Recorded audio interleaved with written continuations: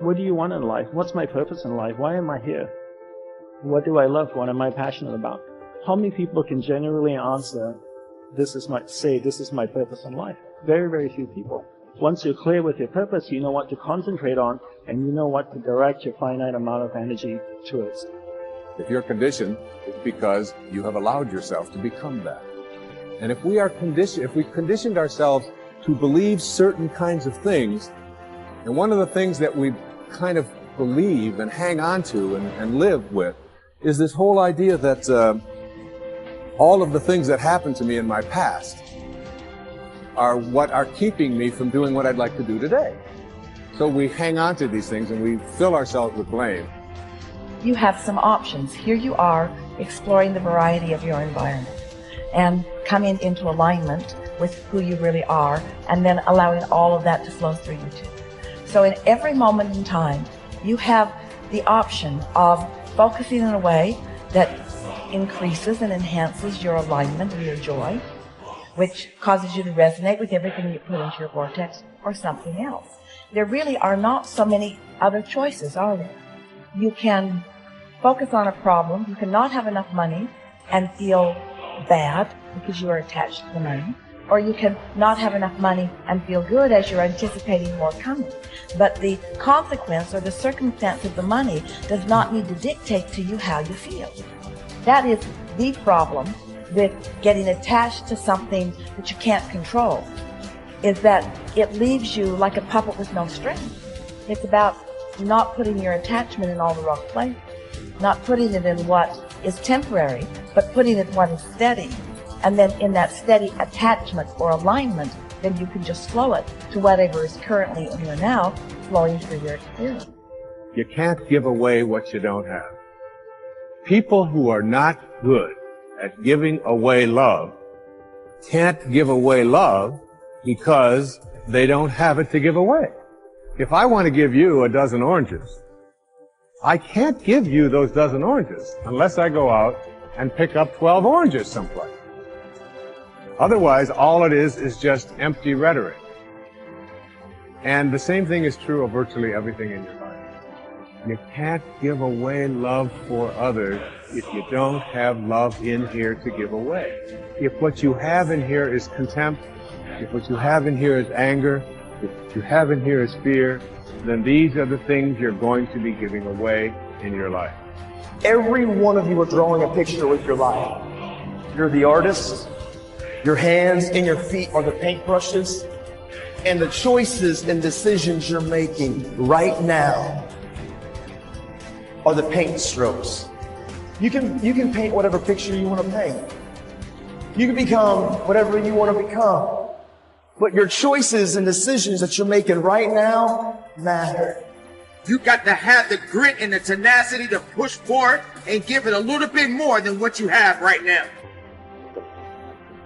Don't wait for the perfect timing. The perfect timing is never going to come because there's no such thing as perfect. There's never going to be a day where you wake up and you're like, this is the perfect day for me to finally change. All the things have lined up. My inbox is completely clear. I have nothing to do today. There's no distractions. The kids are finally perfectly on their own. Oh my gosh, my husband or wife is finally perfect on their own. Everybody is healthy around me. Everything is just perfect. The day is sunny and bright. And oh my gosh, look at all this gold that just happened to appear in front of me. It's not going to happen like that. You need to say, okay, there is never going to be a perfect time, so you need to set a D-Day. Literally, a day in which you say, that's the day. And then you need to marshal all of your motivation, all of your ability to learn and develop skills as fast as you can before that day. But when that day comes, that's D-Day. That's the day that you go. That's the day that you quit. And that has to be a real date for you. I mean, mark it on the calendar. That's the day you quit the thing. That's the day you walk out. That's the day that you leave that situation that is not healthy or satisfying or good for you or your soul or the people around you. That you have to have that date. It has to be scheduled or you'll never do it. You'll just keep saying, oh, one day things are going to be... The people who say one day, they end up at the end with a collection of days that were so far from perfect that they're in a state of misery now. They never landed in the land of their dreams, because they were always marching in something that was miserable to them. right? At some point, the only way that life changes is that you change your course. And don't wait for a perfect day. So what's your date? People who earn large incomes aren't lucky, and they're not crooks as those without money are so fond of pretending, nor are they endowed with more brains or talent necessarily than their friends and neighbors, nor are they privy to occult secrets, and only a very few were lucky enough to have had rich fathers or grandfathers. Most of the people earning the big incomes today started the same way you and I did, and most other people. The only difference between the men who earn big incomes and those who earn small incomes is that those earning big incomes decided to earn more. They're the people who made it their business to earn more. You see, people do what they make up their minds to do. So get rid of the ancient superstition once and for all that people who earn big money are special people, are lucky, or get the breaks, or had money to begin with, or knew someone, or are smarter, or anything else. These are alibis. They can all be disproved 1,000 times. The reason there are so many of these alibis around is that men who fail to make the grade financially are seldom honest enough to just admit that they really didn't try and keep trying. So in order to justify their failure, in order to remain seated, they dream up and pass along these old alibis. We're all self-made, but only the successful will admit it. The commitments we make to ourselves and to others, and our integrity to those commitments, is the essence and clearest manifestation of our proactivity. It is also the essence of our growth through our human endowments of self-awareness and conscience. We become conscious of areas of weakness, areas for improvement, areas of talent that could be developed, areas that need to be changed or eliminated from our lives. Then, as we recognize and use our imagination and independent will to act on that awareness, making promises, setting goals, and being true to them, we build the strength of character, the being that makes possible every other positive thing in our lives. It is here that we find two ways to put ourselves in control of our lives immediately. We can make a promise and keep it, or we can set a goal and work to achieve it.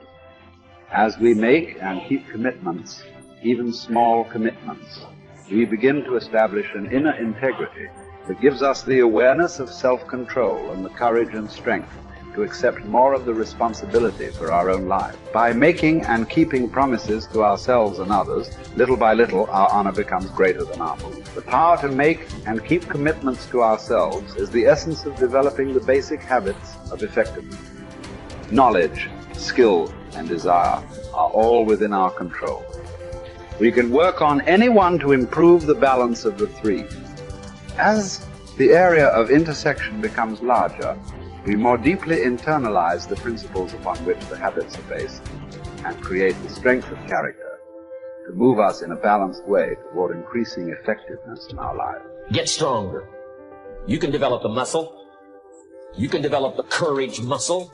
You can develop the inspiration muscle. You can develop the dedication muscle. You can get stronger. There isn't anybody here that can't get stronger.